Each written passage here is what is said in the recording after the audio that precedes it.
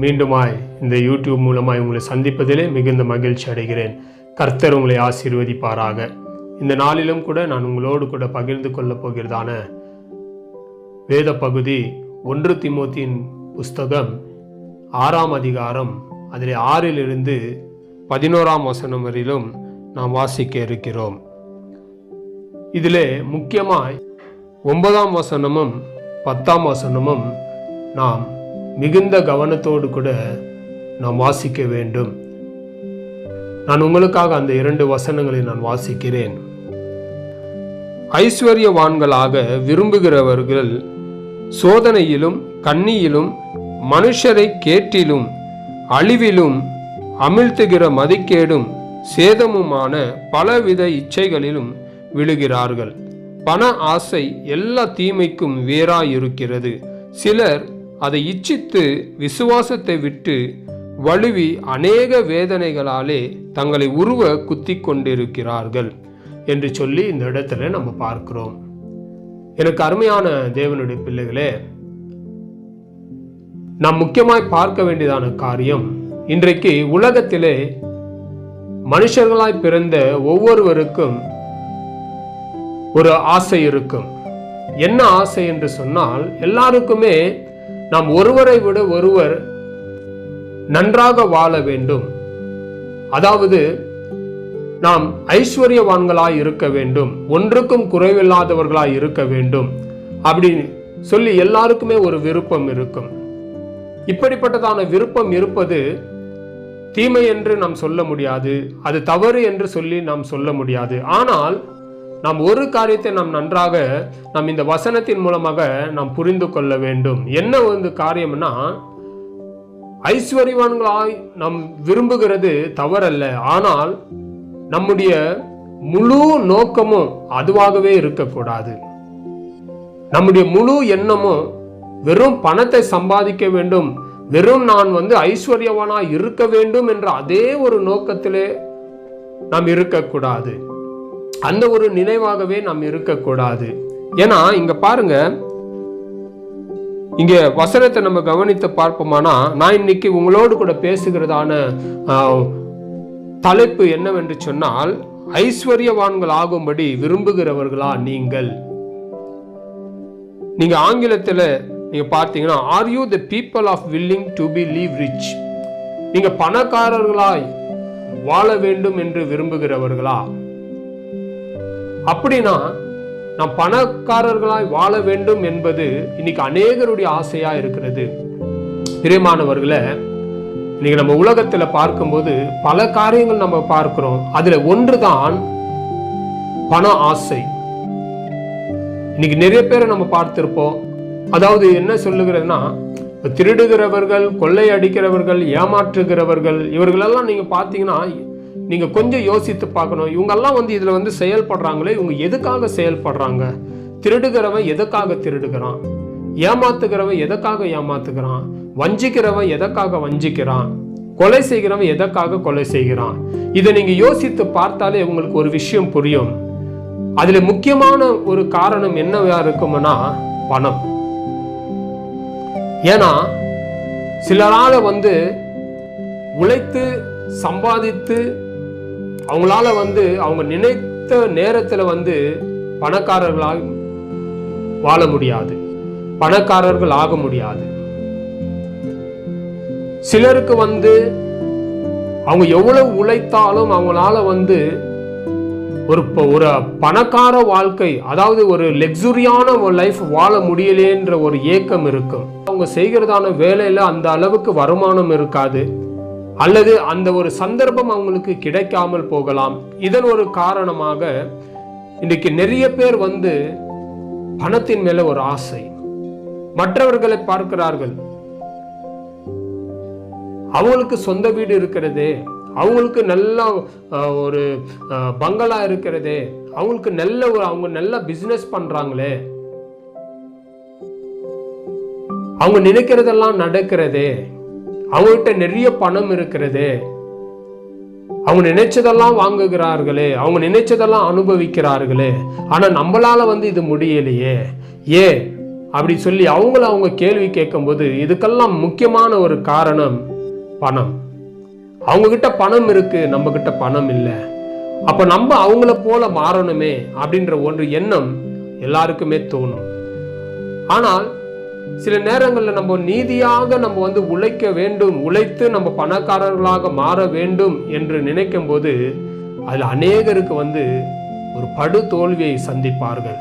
அவங்களால நினைத்த நேரத்தில் குறிப்பிட்ட அதாவது உடனடியாக அவங்களால பணக்காரர்களாக வாழ முடியாது. அவங்க நினைத்த அந்த பணம் அவங்களுக்கு கிடைக்காது, போதுமான அளவுக்கு அவங்களுக்கு பணம் கிடைக்காது. அதனால சில பேர் என்ன பண்ணுகிறாங்கன்னா, அவங்க அந்த விரக்தியினாலே, அதாவது என்னால இது முடியலையே, எனக்கு நேரிட மாட்டேங்குதே, எனக்கு இந்த காரியம் சம்பவிக்கலையே, நான் நினைத்தது என்னால செய்து முடிக்க முடியலையே, நான் நினைத்த வாழ்க்கை என்னால வாழ முடியலையே அப்படின்ற அந்த ஒரு விரக்தியினாலே சில பேர் என்ன பண்ணுகிறாங்கன்னா, நான் எப்படி ஆகிலும் நான் நினைத்த நேரத்தில் நான் ஒரு பணக்கார வாழ்க்கை வாழணும், வருட கணக்கில் நான் காத்திருப்பதை விட எளிதிலே நான் பணக்காரன் ஆக வேண்டும், அதற்கு நான் ஏதாகிலும் ஒன்று செய்ய வேண்டும் என்று அவர்கள் சிந்தித்து அவங்க எடுக்கிற தீர்மானம் தான் சில நேரங்கள் அவங்கள தவறான பாதையில நடத்தும். எனக்கு பிரியமானவர்களே, இங்கேயும் வசனம் அதுதான் சொல்லுகிறது. நீங்க 9வது வசனத்தை நீங்க கவனித்து பார்த்தீங்கன்னா பாருங்க, ஐஸ்வர்யவான்களாக விரும்புகிறவர்கள் சோதனையிலும் கண்ணியிலும் மனுஷரை கேட்டிலும் அழிவிலும் அமிழ்த்துகிற மதிக்கேடும் சேதமுமான பலவித இச்சைகளிலும் விழுகிறார்கள். அல்லேலூயா. அப்போ நீங்க பணக்காரர்களாக வாழ விரும்புகிறீர்களா? பணக்காரர்களாக வேண்டும் என்ற ஒரு ஆசை உங்களுக்குள்ள இருக்கிறதா? அப்போனா உங்களுக்கு ஒரு 3 காரியங்களை குறித்து நான் சொல்ல விரும்புகிறேன். நீங்க ஐஸ்வர்யவான்கள் ஆகும் வேண்டும் என்று சொல்லி உங்களுக்கு ஒரு விருப்பம் இருந்தால் நீங்கள் என்ன செய்ய வேண்டும் என்று சொல்லி இன்னைக்கு ஆவியானவர் உங்களுக்கு வெளிப்படுத்துகிறார். பாருங்க, முதலாவது பி கேர்ஃபுல், ஜாக்கிரதை உள்ளவர்களாய் இருக்க வேண்டும். நீங்க பணக்காரர்களாக அல்லது ஐஸ்வர்யவான்களாக விருப்பம் உங்களுக்கு இருக்குமானால் நீங்கள் முதலாவது ஜாக்கிரதையாய் இருக்க வேண்டும். நீங்க நினைக்கலாம், ஏன் பிரதர் நாங்க ஐஸ்வர்யவான்களாய் இருப்பது அது தவறா? நாங்க பணக்காரர்களாய் வாழ வேண்டும் என்ற ஒரு எண்ணம் தவறா? நாங்க இப்ப நல்லா பணம் சம்பாதிக்கணும் என்ற ஒரு நினைவு இருக்கிறது தவறா? நாங்க எல்லாரும் போல ஒரு நல்ல ஒரு சுகமான ஒரு வாழ்க்கை, சுகபோகமான வாழ்க்கை வாழுகிறது, அப்படிப்பட்ட ஒரு எண்ணம் இருக்கிறது தவறா என்று சொல்லி நீங்க இல்லை கேட்கலாம். அப்படிப்பட்டவர்களுக்கு தான் கர்த்தர் இந்த 9வது வசனத்திலே அவர் உங்களுக்கு பதில் அளிக்கிறார். என்ன பதில் அளிக்கிறார்னா, உங்களுக்கு இருக்கிறதான அந்த ஆசை அது தவறல்ல, ஆனால் அதையே நீங்கள் ஆணித்தரமாக உங்களுடைய சிந்தனையில எடுத்துக்கொண்டு நீங்கள் ஐஸ்வர்யத்தையே நீங்கள் பின்பற்றக்கூடாது என்பதுதான் தேவனுடைய சித்தம். ஏன்னா நீங்க அதையே நீங்க உங்களுடைய மனதில் இரவும் பகலும் நீங்க யோசித்துக் கொண்டு நீங்க சிந்தித்துக் கொண்டு நீங்க செயல்படுவீர்களானால் அந்த சிந்தையே உங்களை சில நேரங்களில் தவறான பாதையிலே நடத்தக்கூடும். ஏன்னா 10வது வசனத்தை நீங்க வாசிக்கும் போது அங்க முதல் வசனம் நமக்கு முதல் அந்த பகுதி சொல்லப்படுகிறது என்னன்னா, பண ஆசை எல்லா தீமைக்கும் வேறா இருக்கிறது. பிரியமானவர்களே, பண ஆசை. அப்ப நீங்க ஐஸ்வர்யவான்களாக நீங்க வாழ வேண்டும் என்றால் உங்களுக்கு பணம் அவசியம். பணம் இல்லாம யாராலையும் ஐஸ்வர்யமான ஒரு வாழ்க்கை வாழ முடியாது, பணக்கார வாழ்க்கை வாழ முடியாது. அப்போ பணக்கார வாழ்க்கை வாழ வேண்டும் என்றால் உங்களுக்கு பணம் அவசியம். அப்போ உங்களுக்கு பணம் அவசியம் என்றால் நீங்கள் அதற்கு தகுந்த உழைப்பை நீங்கள் போட வேண்டும், நீங்கள் உழைக்க வேண்டும். ஒரு சிலருக்கு சரியான ஒரு படிப்பு அறிவு இருக்காது, அவங்களால அந்த அளவுக்கு உழைக்க முடியாது. சில பேருக்கு வேலை திறமை அதிகமாக கிடையாது, அது அவங்களால அந்த அளவுக்கு சம்பாதிக்க முடியாது. அப்போ இப்படிப்பட்டவர்களுடைய எண்ணம் பணக்காரர்கள் ஆக வேண்டும் என்று சொல்லி விரும்பும் போது அவங்களால என்ன செய்ய முடியும்னா சில நேரங்களில் தவறான முடிவு தான் எடுக்க முடியும். ஏன்னா ஒரு நல்ல வேலை, ஒரு நல்ல பிசினஸ் இருந்துச்சுன்னா ஏதோ ஒரு விதத்துல பிசினஸை வச்சு மேல வந்துடலாம், அல்லது ஏதோ ஒரு திறமைகள் இருந்துச்சுன்னா அதை வச்சு மேல வந்துடலாம். ஆனா எதுவுமே இல்லாதவங்க என்ன பண்ண முடியும்? அதனாலதான் நிறைய பேரை வந்து நம்ம பார்க்கிறோம். இன்னைக்கு சிறைச்சாலையில பாத்தீங்கன்னா நிறைய பேர் திருடி விட்டு தண்டனை அனுபவித்து கொண்டிருப்பாங்க. சில பேர் கொலை செய்து விட்டு தண்டனை அனுபவித்து கொண்டிருப்பாங்க. ஏன் இதெல்லாம் வந்து நடக்குதுன்னா, அவளுடைய எண்ணம் எப்படியாவது குறிப்பிட்ட நேரத்துக்குள்ளாக, குறிப்பிட்ட நாட்களுக்குள்ளாக, என்னால ரொம்ப நாளெல்லாம் காத்திருக்க முடியாது, ரொம்ப வருஷங்கள் காத்திருக்க முடியாது, நான் நினைச்ச வாழ்க்கையை நான் வாழணும், அதுக்கு என்ன இப்பவே நான் உடனடியாக. அதனாலதான் நீங்க பாருங்களேன், நிறைய இடத்துல பேங்க்ல போய் கொள்ளை அடிக்கிறது, சில பணக்கார வீடுகளை வந்து கண்ணமிட்டு கொள்ளை அடிக்கிறது, நகைங்களை கொண்டு கொள்ளை அடிக்கிறது, பணத்தை கொள்ளை கொண்டு போகிறது. இதெல்லாம் வந்து ஏன்னா இவங்க கிட்டலாம் இருக்குது, இவங்கெல்லாம் நல்லா வாழ்றாங்களே, நம்மளால முடியலையே, அப்ப நான் வந்து சீக்கிரமா நான் பணக்காரன் ஆக வேண்டும் என்றால் இதை தவிர வேற வழி இல்லை. இதுதான் அவர்களுடைய நோக்கம். எப்படியாவது நான் பணக்காரன் ஆக வேண்டும், அந்த பணத்தின் மேல மோகம். அதனாலதான் இங்க வசனம் சொல்லுது, பண ஆசை எல்லா தீமைக்கும் வேறு. ஹல்லேலூயா. நீங்க 9வது வசனத்துல வாசித்தீங்கன்னா அவர் சொல்றாரு, அப்படிப்பட்ட ஆசை இருக்கிறவர்கள் என்ன செய்கிறார்கள் என்றால், பாருங்க, அவங்கள வந்து அந்த ஆசை எந்த வழியில நடத்துகிறது என்றால், அவங்கள வந்து பலவிதமான சோதனையில அவங்கள வந்து கொண்டு போகுது. நீங்க வந்து அந்த பணத்தை சம்பாதிக்கணும், நான் பணக்காரன் ஆகணும், பணக்காரன் ஆகணும்ன்ற அந்த ஒரு எண்ணம் உங்களுக்குள்ள கூட கூட கூட கூட அவங்களுக்குள்ள ஒரு சோதனை அதிகரிக்கிறது. பலவிதமான சோதனைகள், வாழ்க்கையில வறுமைகள், எல்லா விதத்திலும் பற்றாக்குறைகள், இதெல்லாம் வந்து அவங்க சந்திக்கும் போது அவங்களுக்கு தோணும், நான் எப்படியாவது பணம் சம்பாதிக்கணும். அப்படி நினைக்கும் போது அவங்களுக்கு சோதனைகள் வரும். அப்பதான் வந்து யாருடைய கையிலாவது அதிகமான பணத்தை பார்க்கும்போது அந்த பணத்தை எப்படியாவது வஞ்சிக்கணும், அந்த பணம் என்னுடைய கையில வரணும். ஒரு மனிதனுடைய கையில ஒரு நல்ல விலையேற பெற்ற ஒரு பொருள் இருந்தா அதன் மேல ஒரு ஆசை, அந்த பொருள் என்கிட்ட பணம் இருந்தா நான் அந்த பொருளை வாங்கி இருப்பேனே.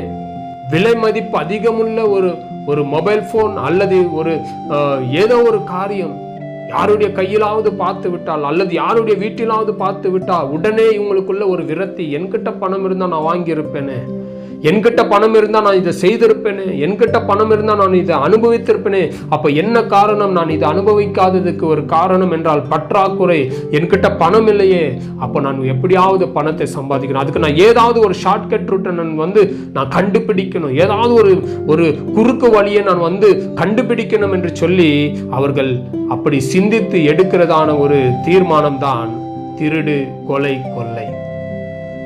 பிரியமானவர்களே, கர்த்தரும் அதுதான் சொல்றாரு, நீங்க அப்படிப்பட்ட எண்ணமுடையவர்களா இருந்தா உங்களை நீங்க மிகுந்த ஜாக்கிரதையா இருக்க வேண்டும்.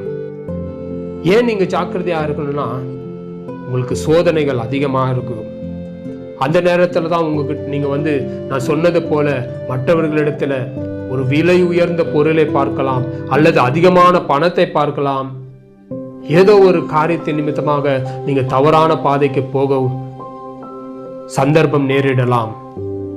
அடுத்து கண்ணினா பிசாசானவன் உங்களை தவறான பாதையில, அதாவது உங்களுடைய வாழ்க்கை சீரழிக்க கூடியதான ஒரு வலையை உங்களுக்காக விரித்து வைப்பான், திருட சொல்லி தூண்டுவான். அப்போதான் உங்களுடைய சிந்தனையில வந்து பலவிதமான எண்ணங்கள் தோண்டும், திருட தோண்டும், கொலை செய்ய தோண்டும், பலருடைய பொருட்களை வஞ்சிக்க தோண்டும், பல பேர் உங்க மேல வைத்திருக்கிறதான நம்பிக்கையை கூட அற்றுப்போக விதத்துல அவங்க ஏதுக்காக உங்க இடத்துல வந்து நம்பி ஒரு பொருளையோ அல்லது பணத்தையோ கொடுத்தால் அதை வஞ்சிக்க தோணும், அதை ஏமாற்ற தோணும்.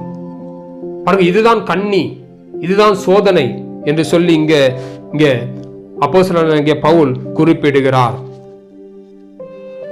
அவங்களை என்ன பண்ணுதான், இப்படிப்பட்டதான எண்ணங்கள் அவங்களை வந்து கேட்டில நடத்துகிறது, அழிவில நடத்துகிறது, அவங்களுடைய வாழ்க்கையே தலைகீழாக மாற்றி விடுகிறது. பாருங்க, மனுஷரை கேட்டிலும் அழிவிலும் அமிழ்த்துகிற மதிக்கேடும் சேதமுமான பலவித இச்சைகளிலும் விழுகிறார்கள்.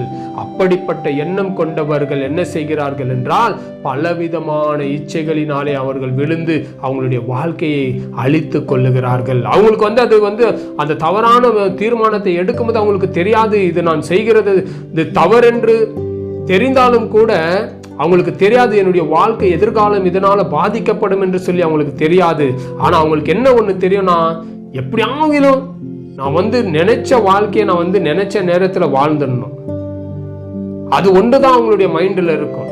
நான் இன்றைக்கு நான் நினைச்ச வாழ்க்கையை நான் வாழணும். அதுக்கு பணம் இருந்தா நான் இன்னைக்கு நான் நினைக்கிற வாழ்க்கை, நான் விரும்புகிற வாழ்க்கை இன்னைக்கு நான் வாழலாம் அப்படின்ற ஒரு எண்ணத்துல தான் அவங்க அப்படிப்பட்ட தவறான முடிவுகளை எடுப்பாங்க. ஆனா கர்த்தர் சொல்றாரு பாருங்க, இதற்கெல்லாம் உங்களுக்கு சந்தர்ப்பம் நேரிடும். அதனால நீங்க ஜாக்கிரதையா இருங்கள். நீங்க பணக்காரர்கள் ஆக விரும்பினால் நீங்கள் முதலாவது ஜாக்கிரதையா இருக்க வேண்டும். பிரியமானவர்களே, கர்த்தர் நல்லவர். நமக்கு இருக்கிற அந்த பண ஆசை அது தவறானதல்ல.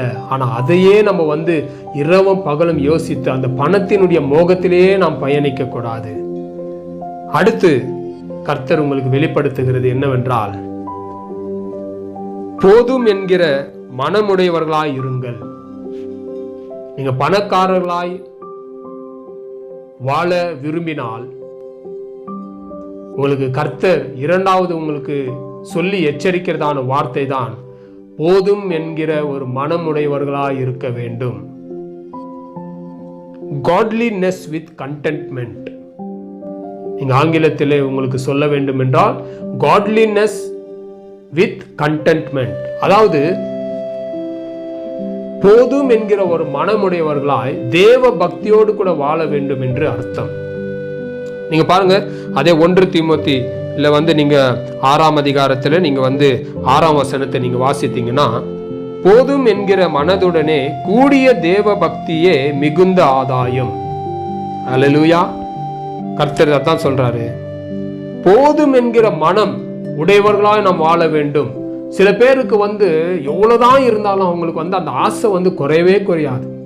சில நேரத்துல நம்ம சாப்பாட்டுக்கு முன்பதாக சாப்பிட நம்ம உட்காரும் போது சாப்பாட்டு தட்டுல நமக்கு சாப்பாடு நிறைய இருந்தாலும் நம்ம சாப்பிடும் போது வயிறு நிறைஞ்சிட்டு இருக்கும். நமக்கு அதுக்கு மேல சாப்பிட வயிற்றுல இடம் இல்லை, வயிறு ஆல்ரெடி ஃபுல் ஆயிடுச்சு.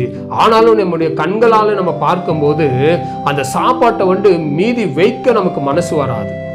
என்ன, அந்த சாப்பாட்டை அதை மிச்சத்தை நம்ம ஒதுக்கி வைக்கிறதுக்கு, அதாவது போதும்னு சொல்லி நம்ம அதை தள்ளி வைக்கிறதுக்கு நமக்கு என்ன இருக்காதுன்னா மனசு இருக்காது. அது சாப்பிடணும்னு தோணும், ஆனா உள்ள வயிற்றுல இடம் இல்லை. ஆனா கண்ணு ஐயோ இவ்வளவு சாப்பாட்டை நம்ம வைக்கிறோமே, இவ்வளவு சாப்பாட்டை நம்ம மிச்சம் வைக்கணுமா, இதை தள்ளி வைக்கணுமா அப்படின்ற ஒரு எண்ணம். அப்ப பாருங்க, ஆசை வயிறு நம்ம நிறைஞ்சாலும் கண்ணு நிறையாதுன்னு சொல்லி பழமொழி சொல்லுவாங்க. அப்ப வயிறு நிறைஞ்சாலும் கண்ணு நிறையாது. ஏன்னா வயிற்றுல இடம் இல்லை, ஆனாலும் கூட அதை மிச்சம் வைக்க முடியாது. அதனால்தான் சில பேர் என்ன பண்ணுவாங்கன்னாக்கா, அதை மிச்சம் வைக்க முடியாம அந்த கண்களின் ஆசையினால இச்சையினால என்ன பண்ணுவாங்கன்னா, வயிறு நிறைஞ்சிருந்தாலும் போட்டு இன்னும் கொஞ்சம் அந்த மீச்சம் வைக்காம அந்த மீதி இருக்கிற அந்த சாப்பாட்டை கூட அந்த உணவை கூட போட்டு ரொப்பிக்குவாங்க. அதுக்கப்புறம் என்ன பண்ணுவாங்கன்னாக்கா, முடியாம போய் ஆஸ்பத்திரியில போய் காட்டுவாங்க. கேட்டா ஃபுட் பாய்சன் ஆயிடுச்சு. ஏன்னா அதிகமா சாப்பிட்டதுனால அது அஜீரண கோளாறால என்ன ஆயிடுச்சு, பலவிதமான பிரச்சனைகள். அல்லேலூயா. உங்களுக்கு தெரியும் நினைக்கிறேன், பலவிதமான பிரச்சனைகளை நம்ம பின்னாடி சந்திக்க வேண்டியதா இருக்கும். அதே போலதான் இன்னைக்கு நிறைய பேருக்கு பணம், எவ்வளவு ஆஸ்திகள் இருந்தாலும், எத்தனை வீடுகள் இருந்தாலும், எத்தனை பங்களாக்கள் இருந்தாலும், எத்தனை காரு வாகனங்கள் இருந்தாலும் போதாது. இன்னும் பணம் வேணும், இன்னும் பணம் வேணும், இன்னும் பணம் வேணும். பிரியமானவர்களே, ஒருவர் இப்படியாக ஒரு காரியத்தை சொன்னார். மனுஷன் பணத்தை சம்பாதிக்கிறதற்கு இரவும் பகலும் உழைச்சி உழைச்சி உழைச்சி உழைச்சி உடலை வீணாக்கிக்கிறான். அதே உடலை சீரமைக்கிறதுக்காக, அதாவது அந்த உடலை சரிப்படுத்துகிறதுக்காக, அந்த உடலை பாதுகாக்கிறதுக்காக அவன் சம்பாதிச்சு வச்சதான பணத்தை செலவழிக்கிறான். சொல்றது புரியுதுங்களா? அதாவது மனுஷன் பணத்தை சம்பாதிக்கிறதுக்காக இரவும் பகலும் ஒழிச்சு உடம்ப வீணாக்கிக்கிறான்.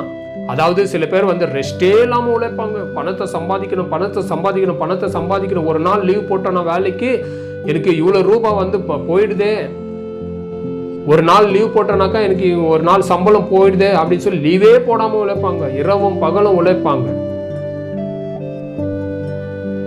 ஆனா அந்த வேலை செஞ்சு செஞ்சு செஞ்சு உடல் அழுத்து போய் பலவீனப்படும் போது அந்த உடலை சரிப்படுத்துகிறதுக்காக அவ சம்பாதிச்சு வச்ச பணத்தை கொண்டு போய் டாக்டர்களுக்கு செலவழிக்கிறான். புரியுதுங்களா? அப்ப என்னன்னா கர்த்தர் சொல்றாரு, போதும் என்கிற ஒரு மனம் எல்லாருக்கும் இருந்துட்டாலே இந்த நாட்களை கொலை, கொள்ளை, திருட்டு இதெல்லாம் வந்து நேரிடாது. ஏன்னா நமக்கு கர்த்தர் என்ன நியமித்து இருக்கிறாரோ அந்த ஒரு வாழ்க்கையே எனக்கு போதும், என்ன அந்த ஒரு வாழ்க்கையே எனக்கு போதும் என்று சொல்லி நாம் வாழ வேண்டும். பிலிப்பியர் 4:11-12 என் குறைச்சலினால் நான் இப்படி சொல்லுகிறதில்லை, ஏனெனில் நான் எந்த நிலைமையில் இருந்தாலும் மன ரம்யமாய் இருக்க கற்றுக்கொண்டேன். தாழ்ந்திருக்கவும் எனக்கு தெரியும், வாழ்ந்திருக்கவும் எனக்கு தெரியும். எவ்விடத்திலும் எல்லாவற்றிலும் திருப்தியாய் இருக்கவும் பட்டினியாய் இருக்கவும் பரிபூரணம் அடையவும் குறைவுபடவும் போதிக்கப்பட்டேன். அல்லேலூயா. அவர் சொல்றாரு, எந்த நேரத்திலும் எந்த சூழ்நிலைமையிலும் நான் மனரம்யமா இருக்க நான் கற்றுக்கொண்டேன்.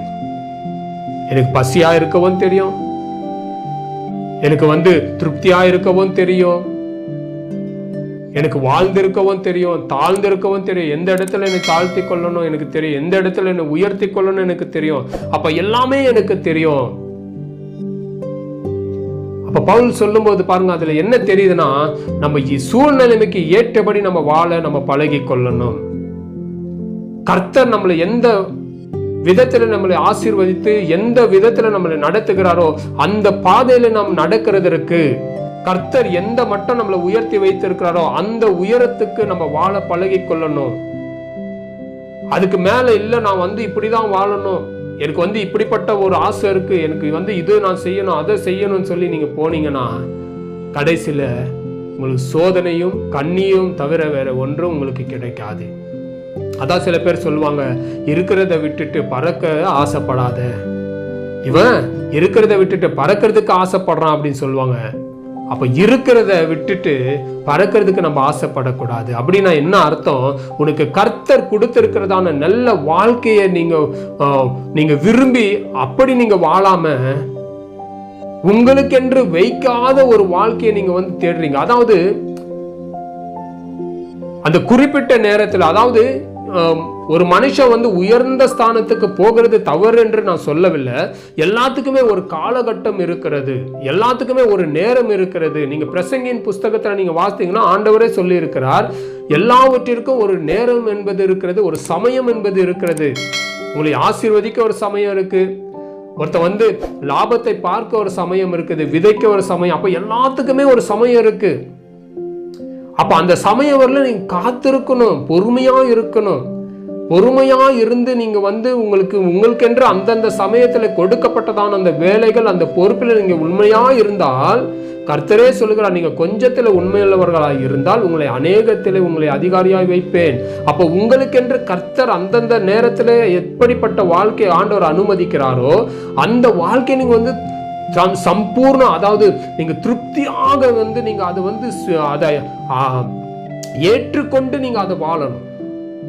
இல்லை எனக்கு இந்த வாழ்க்கை வேண்டாம், நான் அப்படிதான் இருக்கேன், என்னை விட எனக்கு பக்கத்து வீட்டுக்காரன் வந்து கொஞ்சம் உயர்ந்தவனா இருக்கிறானே, அவன் கொஞ்சம் பணக்காரனா இருக்கிறானே, அவன் கொஞ்சம் வசதியில வந்து கொஞ்சம் உயர்ந்து இருக்கிறானே, அவனை போல நான் வாழணும்னு சொல்லி நீங்க வந்து விரும்புனீங்கன்னா அப்போ உங்களுக்கு சோதனையிலும் கண்ணிலுமே தான் நீங்க விழுவீங்களே தவிர வேற ஒன்றும் உங்களால சாதிக்க முடியாது. அப்ப உங்களுடைய நல்ல எதிர்காலத்தை நீங்க என்ன ஆக்கிக்கிறீங்க? வீணாக்கிக்கிறீங்க. உங்களுடைய எதிர்காலம் இன்னைக்கு நீங்க பாருங்க, சிறைச்சாலையில போய் கேட்டு பாருங்க, நீங்க போய் அங்க இருக்கிற ஒவ்வொரு கைதிகளோடு பேசி நீங்க கேட்டு பாருங்க. அவங்க சொல்லுவாங்க, நாங்க தெரியாம செய்துட்டோம், என்னுடைய அவசர புத்தியினாலே, என்னுடைய கோபத்தினாலே, எனக்கு இருக்கிறதான அந்த விரத்தினாலே நான் இப்படி செய்துட்டேன், இப்ப வந்து எனக்கு தெரியுது நான் செய்திருக்க கூடாது என்று சொல்லி நான் யோசிக்கிறேன், என்னுடைய வாழ்க்கையே வீணா போச்சு, என்னுடைய எதிர்காலமே வீணா போச்சு.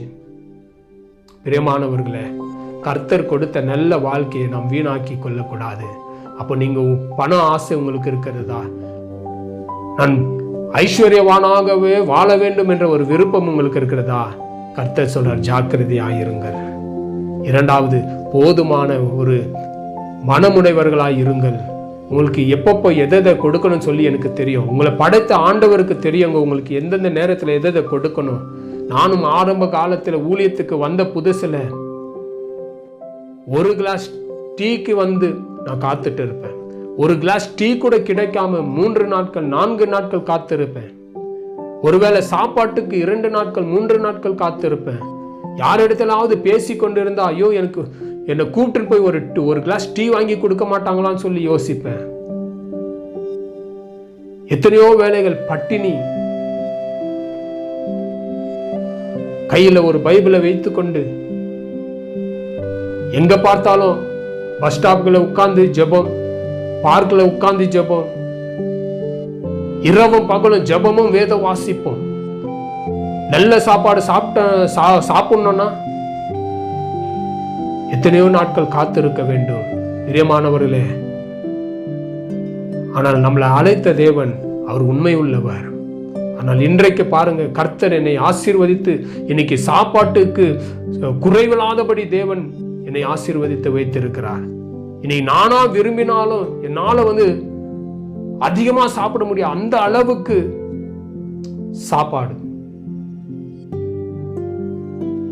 ஆண்டவர் அந்த அளவுக்கு என்னை ஆசீர்வதித்து வைத்திருக்கிறார். கர்த்தர் நிச்சயமா உங்களையும் ஆசீர்வதிப்பார். நீங்க விரும்புகிறதான வாழ்க்கை, சங்கீதம் 20ஆம் சங்கீதத்திலே 4ஆம் வசனம் அதுதான் சொல்லுகிறது, உன் மன விருப்பத்தின்படியெல்லாம் உனக்கு தந்தருளுவார் என்று சொல்லி. அப்போ நீங்க விரும்புகிறதான வாழ்க்கையை கர்த்தர் அவருக்கு சித்தமான கண்டிப்பாக அவர் உங்களுக்கு தருவார். அதுவரையிலும் நீங்க பொறுமையா இருக்கணும். எந்த ஒரு ஷார்ட்கட் ரூட்டை நீங்க கண்டுபிடிச்சு ஷார்ட்கட் ரூட்ல பயணிக்கணும் என்று சொல்லி விரும்பாதீங்க. ஷார்ட்கட் ரூட் எப்பொழுதுமே ரொம்ப டேஞ்சரஸ். குறுக்கு வழி என்பது நமக்கு தெரியும், இந்த வழியில போனா நம்ம சீக்கிரமா போயிடலாம். ஆனா அதுல நமக்கு பாதுகாப்பு இல்லை. சில நேரங்கள்ல பாருங்க, நம்ம மெயின் ரோடா போனா 4 கிலோமீட்டர் நம்ம போய் சேர வேண்டியதான இடத்துக்கு, நம்ம ஒரு இடத்துக்கு பிரயாணிக்கிறோம்னா அந்த இடத்துக்கு போனோம்னா 4-5 கிலோமீட்டர் ஆகும். ஆனா நீங்க ஷார்ட்கட் ரூட் என்பது இருக்கும். ஒரு காடு கொடி வழின்னு சொல்லுவாங்க. அந்த கொடி வழி மூலமா நம்ம போனோம்னா நமக்கு 2 கிலோமீட்டர்ல நம்ம போய் சேர்ந்துடலாம்.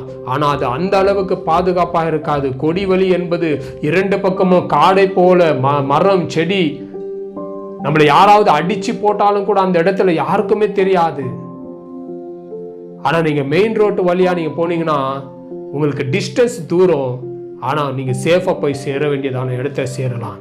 ஆனா இந்த இடத்துல நீங்க 2 கிலோமீட்டர்ல 2 கிலோமீட்டர் உங்களுக்கு மிச்சமாகுதுன்னு சொல்லி நீங்க ஷார்ட்கட் ரூட்ல போக பார்த்தீங்கன்னா எந்த நேரத்துல என்ன சம்பவிக்கும் என்றே தெரியாது பிரியமானவர்களே.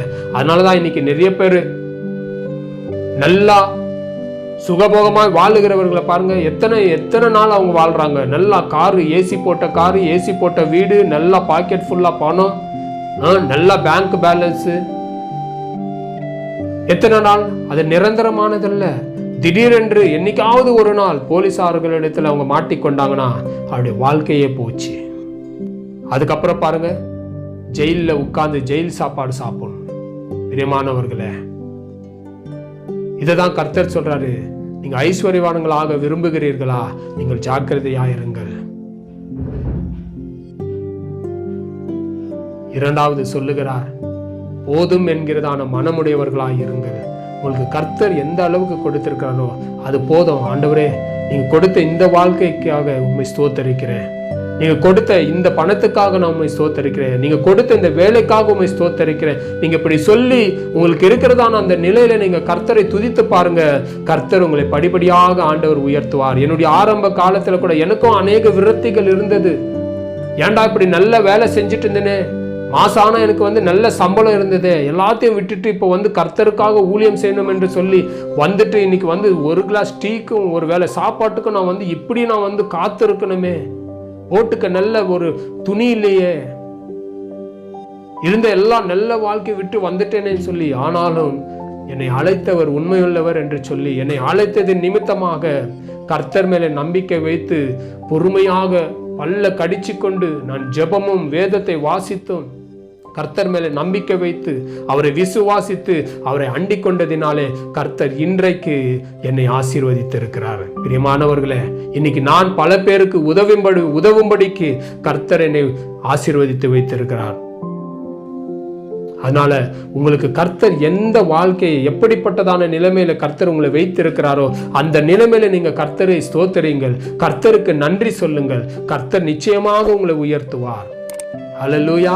மூன்றாவதாக என்ன சொல்லுகிறார் பாருங்க, take hold of the eternal life. மூன்றாவது அவர் சொல்றார், நித்திய ஜீவனை பற்றி கொள்ளுங்கள். இப்ப நமக்கு ரொம்ப முக்கியம் இதுதான், நித்திய ஜீவனை பற்றி கொள்ளுங்கள். முதலாவது ஜாக்கிரதையாயிருங்கள், இரண்டாவது போதும் என்கிறதான மனமுடையவர்களாயிருங்கள், மூன்றாவது நித்திய ஜீவனை பற்றி கொள்ளுங்கள். பிரியமானவர்களே, இந்த உலகத்துல நம்ம வாழும்போது நமக்கு எல்லாமே முக்கியம்தான், பணம் முக்கியம்தான். ஆனா இந்த பணத்தின் மேலேயே மோகம் வைத்து விட்டு நம்ம பரலோக ராஜ்யத்தை, அதாவது நித்திய ஜீவனை நம்ம கோட்டை விட்டுறக்கூடாது. இன்னைக்கு நிறைய பேர் பாருங்க, ஊழியத்தை ஆரம்பிக்கும் போது, சில ஊழியக்காரர்களை குறித்து நான் சொல்லுகிறேன், ஊழியத்தை ஆரம்பிக்கும் போது பயபக்தியோடு கூட ஆண்டவருக்காக வைராக்கியமாக எழும்பி எல்லாவற்றையும் விட்டுட்டு ஊழியத்துக்கு வருவார்கள். ஆனா ஊழியத்துக்கு வந்த பிறகு கொஞ்சம் கொஞ்சமாக அவங்களுடைய எண்ணங்கள், அவங்களுடைய சிந்தனைகள் பணத்தின் மேலே போய்விடுகிறது. நல்ல வசதியாக வாழ வேண்டும், நான் சொந்த வீட்டை கட்டி கொள்ளணும், என்னுடைய பிள்ளைகளை நல்லா படிக்க வைக்கணும், நான் நல்லா ரிச்சா வாழணும், ஒரு பெருமை, நான் எல்லாரை விட நான் உயர்ந்தவனா இருக்கணும். உலக காரியங்கள், பண ஆசை எல்லா தீமைக்கும் வேறாய் இருக்கிறது என்று சொல்லி பிரியமானவர்களே வசனம் சொல்லுகிறது. அதனாலதான் இன்னைக்கு எத்தனையோ பேர் இந்த பணத்தின் மேல மோகம் கொண்டு உலக பிரகாரமான காரியங்கள் மேல மோகத்தை வைத்து விட்டு நித்திய ஜீவனை விட்டு விடுகிறார்கள். ஆனா இங்க கர்த்தர் சொல்றாரு, நித்திய ஜீவனை பற்றி கொள்ளுங்கள். அப்ப நித்திய ஜீவனை நீங்க பற்றி கொள்ளணும். நான் என்ன செய்யணும்? ஆண்டவர் மேல விசுவாசம் வைக்கணும். 1 யோவான் 5ஆம் அதிகாரத்தில் 4ஆம் வசனம் சொல்லுகிறது, உன்னுடைய விசுவாசமே உலகத்தை ஜெயிக்கிறதான ஜெயம். அப்ப நீங்க எந்த சூழ்நிலைமையிலும், நீங்க எப்படிப்பட்டதான நேரத்திலும், நீங்க பட்டினியாய் இருக்கும் போதும், நீங்க தாகமாய் இருக்கும் போதும், நீங்க குறைவோடு கூட இருக்கும் போதும், அல்லது நீங்க நல்ல ஆசீர்வாதமாய் இருக்கும் போதும், எல்லா நேரத்திலும் உண்மையா இருக்கணும். ஆண்டவர் மேல வைக்கிறதான அந்த விசுவாசத்தை நீங்க ஒருபோதும் கைவிடக்கூடாது. ஏன்னா இந்த இடத்துல வசனம் சொல்லுது, 1 யோவான் 5:4 உங்கள் விசுவாசமே உலகத்தை ஜெயிக்கிற ஜெயம். பிரியமானவர்களே, ஆண்டவர் மேல வைக்கிறதான அந்த விசுவாசத்தை நாங்கள் ஒருபோதும் அதை விட்டு விடக்கூடாது. ஏன்னா அவர் சொல்லியிருக்க, விசுவாசித்தால் தேவனுடைய மகிமையை காண்பாய். இன்றைக்கு இல்லைனாலும் நாளைக்கு, நாளைக்கு இல்லைனாலும் மறுநாள், ஒரு நாள் இல்லைனா ஒரு நாள் ஆண்டவர் உங்களை உயர்த்தி வைப்பார். தாவீது சொல்லுகிறார், இதோ நான் வாலிபனாய் இருந்தேன், இதோ நான் இளைஞனாய் இருந்தேன், முதிர் வயது உள்ளவனாய் இருக்கிறேன். நீதிமான்களுடைய சந்ததி அப்பத்துக்காக இறைந்து திரிந்ததை என் கண்கள் கண்டதில்லை. பிரியமானவர்களே, கர்த்தர் ஒரு நாளும் உங்களை அழைத்தவர், அவர் உண்மையுள்ளவர், கைவிட மாட்டார். ஏற்ற நேரத்தில் உங்களை உயர்த்துவார். 1 பேதுரு 5:8 ஏற்ற வேளையில் அவர் உங்களை உயர்த்தும்படிக்கு அவருடைய பலத்த கரத்துக்குள் அடங்கியிருங்கள் என்று சொல்லுகிறது. அவர் ஏற்ற வேளையில உங்களுக்கென்று ஒரு நேரம் வைத்திருக்கிறார். அந்த நேரம் வரல பொறுமையாய் காத்திருங்கள். அடுத்து என்ன சொல்லுகிறது? 2 தீமோத்தி 4ஆம் அதிகாரம் 5ஆம் வசனம் என்ன சொல்லுகிறது? தீங்கை அனுபவி. பாருங்க, 2 தீமோத்தி 4:5 நம்ம வாசிக்கலாமா? நான் உங்களுக்காக வாசிக்கிறேன். அங்க என்ன சொல்லுகிறது?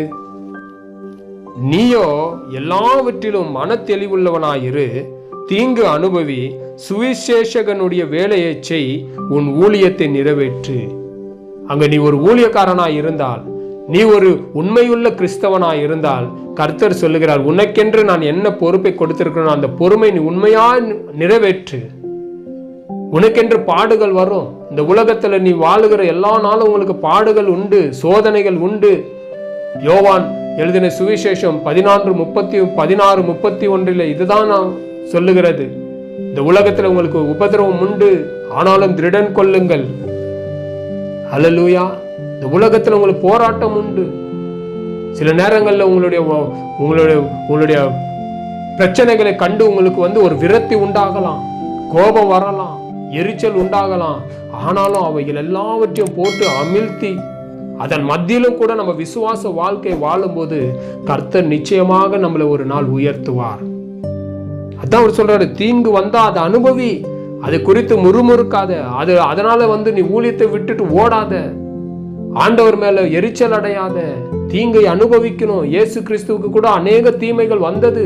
அநேகர் அவரை அவமானப்படுத்தினார்கள், வெட்கப்படுத்தினார்கள். அவர் விட்டுட்டு போயிட்டாரா? அப்படி அவர் விட்டுட்டு போயிருந்தா நமக்காக கல்வாரி சிலுவையில ரத்தத்தை யார் சிந்தி இருக்க முடியும்? ஹல்லேலூயா. அது யோசித்து பாருங்க. அதான் அவர் சொல்றாரு, தீங்கை அனுபவிங்க. நீங்க அப்படி அனுபவிச்சீங்கன்னா நீங்க பாக்கியவான்கள். அவர் நாமத்தின் நிமித்தமாக, அதாவது இந்த சுவிசேஷத்தின் நிமித்தமாக நீங்க வெட்கப்பட்டிருங்கன்னா நீங்க பாக்கியவான்கள் என்கிறார். ஹல்லேலூயா. அப்ப தீங்கு வரும், வேதனைகள் வரும், சோதனைகள் வரும், பாடுகள் வரும், உபத்திரவம் வரும். ஆனாலும் அதன் மத்தியிலும் நாம் உண்மையுள்ளவர்களா இருக்க வேண்டும். ஹல்லேலூயா. யாக்கோபின் நிருபத்தில் 1:12 சோதனையை சகிக்கிற மனுஷன் பாக்கியவான், அவன் உத்தமன் என்று விளங்கின பின்பு கர்த்தர் தம்மிடத்தில் அன்பு கூறுகிறவர்களுக்கு வாக்குத்தத்தம் பண்ணின ஜீவ கிரீடத்தை பெறுவான். ஹல்லேலூயா. அப்போ தீங்கு வரும், உபதிரவம் வரும், சோதனைகள் வரும். இதெல்லாவற்றையும் நீங்க சகித்து கொண்டு, நீங்கள் அதை எல்லாவற்றையும் தாங்கிக் கொண்டு நீங்க உண்மையா இருந்து கர்த்தருக்காக நீங்க சாட்சி உள்ள வாழ்க்கை வாழ்ந்தால்தான் அப்போதான் கர்த்தர் பாப்பாரு, இத்தனை சோதனையிலும் இத்தனை பாடுகள் மத்தியிலும் என்னை தூஷிக்காம, என்னுடைய நாமத்துக்கு ஒரு அவமானத்தை கொண்டு வராம எல்லாவற்றிலும் உண்மையா இருந்தானே, இப்போ இவனை ஆசீர்வதிக்கிறதுக்கு இவன் தகுதியா இருக்கிறான் என்று சொல்லி கர்த்தர் உங்களை ஆசீர்வதிப்பார். அதான் இங்க சொல்றாரு, அவன் உத்தமன் என்று விளங்கின பின்பு. நீ எப்போ உத்தமன் என்று கர்த்தர் விளம்புகிறாரோ, அதாவது கர்த்தருக்கு முன்மலாக கர்த்தர் நினைக்கிறாரோ இவன் உத்தம, எல்லாவற்றிலும் எனக்கு சாட்சியா இருந்தான் அப்படின்னு சொல்லி, எப்போ அவருக்கு அவரு முழுமையா நம்புகிறபடி நீ நடக்கிறியோ அப்பதான் கர்த்தர் உன்னை ஆசீர்வதிப்பார். அவரிடத்திலிருந்து ஜீவ கிரீடத்தை பெற முடியும். பிரியமானவர்களே, அதனாலதான் இந்த நித்திய ஜீவனை நாம் இந்த பணத்தின் மேல, இந்த பொருளின் மேல, இந்த உலகத்தின் மேல ஆசை வைத்து நித்திய ஜீவனை நாம் விடக்கூடாது. அதை பற்றி கொள்ள வேண்டும். அடுத்து 7ஆம் வசனம் என்ன சொல்லுது பாருங்க. 2 தீமோத்தி 4:00 அதுல 7வது வசனத்துல அப்போஸ்தலனாகிய பவுல் சொல்றார், நல்ல போராட்டத்தை போராடினேன், என் ஓட்டத்தை முடித்தேன். பிரியமானவர்களே, அப்போஸ்தலனாகிய பவுல் இங்கே தீமோத்திக்கு எழுதுகிறதான நிருபம் 1-2 நிருபங்களும் தீமோத்திக்கு எழுதுகிறார். ஏன்னா அநேகர் இப்படிப்பட்டதான உலக காரியங்கள் மேல ஆசை வைத்து விட்டு ஊழியத்தை விட்டு போய்விட்டார்கள். உலக பிரகாரமான காரியங்கள் மேல அவர்கள் ஆசையை வைத்து விட்டு அந்த இச்சைகளினாலே அவர்கள் இழுக்கப்பட்டார்கள். சோதனையில அவங்க விழுந்து போனாங்க, கண்ணியில விழுந்து போனாங்க. அதனால நீயோ ஜாக்கிரதையாயிரு என்று சொல்லி இங்க ஒரு எச்சரிப்பான ஒரு கடிதத்தை இங்கே தீமோத்திக்கு அப்போஸ்தலனாகிய பவுல் எழுதுகிறார். இன்றைக்கு உங்களையும் என்னையும் பார்த்து கர்த்தர் இதே வார்த்தையை சொல்லுகிறார். நீங்கள் பணக்காரர்களாக விரும்புகிறீர்களா? நல்ல லக்ஸுரியான வாழ்க்கை வாழ வேண்டும் என்று விரும்புகிறீர்களா? பி கேர்ஃபுல், ஜாக்கிரதையாயிருங்கள். ஏன்னா நீங்க அதன் மேல மோகம் வைத்து விட்டு உங்களுடைய ரூட்டை மாத்திட்டீங்கன்னா உங்களுடைய எதிர்காலமே போய்விடும். இன்னைக்கு எத்தனை ஊழியக்காரர்களுடைய வாழ்க்கை சீர்கெட்டு போயிருக்கிறது. இன்னைக்கு எத்தனை கிறிஸ்தவர்களுடைய வாழ்க்கை சீர்கெட்டு போயிருக்கிறது. ஆரம்பத்தில் ரட்சிக்கப்பட்ட நாளிலே ஆண்டவருக்கென்று ஆண்டவர் ஆண்டவர் ஆண்டவர் ஆண்டவர் என்று ஆண்டவருக்கென்று சாட்சியாய் இருந்து கடைசியிலே போக போக போக போக போக கர்த்தரையே விட்டு போயிருக்கிறார்கள். பிரியமானவர்களே, கர்த்தர் சொல்றார், நீங்கள் அப்படி ஆகாதீர்கள். ஹல்லேலூயா. என்னை நோக்கி பாருங்கள், எல்லா நேரத்திலும் உண்மையாயிருங்கள், நிச்சயமாக நான் உங்களை ஆசீர்வதிப்பேன் என்று சொல்லி கர்த்தர் சொல்லுகிறார். ஏன்னா உங்களை அழைத்தவர் உண்மை உள்ளவர். ஹல்லேலூயா. கர்த்தருக்கு ஸ்தோத்திரம் உண்டாவதாக. 12வது வசனம் 1 தீமோத்தி 6ஆம் அதிகாரம் அதிலே 12ஆம் வசனம் 11-12 நான் உங்களுக்காக வாசிக்கிறேன். 11லிருந்தே நம்ம வாசிக்கலாம். பாருங்க, அங்க பவுல் தீமோத்திக்கு எழுதும் போது எழுதுகிறார், நீயோ தேவனுடைய மனுஷனே, இவைகளை விட்டோடி நீதியையும் தேவ பக்தியையும் விசுவாசத்தையும் அன்பையும் பொறுமையையும் சாந்த குணத்தையும் அடையும்படி நாடு. விசுவாசத்தின் நல்ல போராட்டத்தை போராடு, நித்திய ஜீவனை பற்றிக்கொள். அதற்காகவே நீ அழைக்கப்பட்டாய். அநேக சாட்சிகளுக்கு முன்பாக நல்ல அறிக்கை பண்ணினவனுமாயிரு. ஹல்லேலூயா. இதற்காகவே நீ அழைக்கப்பட்டாய். அநேக சாட்சிகளுக்கு முன்பதாக, உன்னை பார்க்கிற அநேகருடைய கண்களுக்கு முன்பதாக, அநேகர் உன்னை பார்த்து கொண்டு இருக்கும் போது அவங்களுக்கு முன்னாடி நீ ஒரு நல்ல வாழ்க்கையை வாழ வேண்டும். பிரியமானவர்களே, நீங்கள் இன்றைக்கு சாட்சி உள்ள வாழ்க்கையை வாழுவீர்களா? இன்றைக்கு பணத்தின் மேலோ பொருளின் மேலோ உங்களுடைய வாசை இருந்தால் இன்றைக்கே அதை எல்லாவற்றையும் ஒப்பு கொடுத்து விடுங்க. அதெல்லாவற்றையும் நீங்க விட்டு விடுங்க. கர்த்தரை மாத்திரம் நோக்கி பாருங்க. கர்த்தர் உங்களை ஆசீர்வதிப்பார். பிரியமானவர்களே, இந்த செய்தி உங்களுக்கு ஆசீர்வாதமாக இருந்திருக்கும் என்று சொல்லி நான் நம்புகிறேன். இந்த வீடியோ பிடித்திருந்தால் லைக் பண்ணுங்க, உங்களுடைய நண்பர்களுக்கும் ஷேர் பண்ணுங்க, கமெண்ட் பண்ணுங்க. முடிந்த மட்டும் இந்த வீடியோவை சப்ஸ்கிரைப் பண்ணுங்க. கர்த்தர் உங்களை ஆசீர்வதிப்பாராக. ஆமேன்.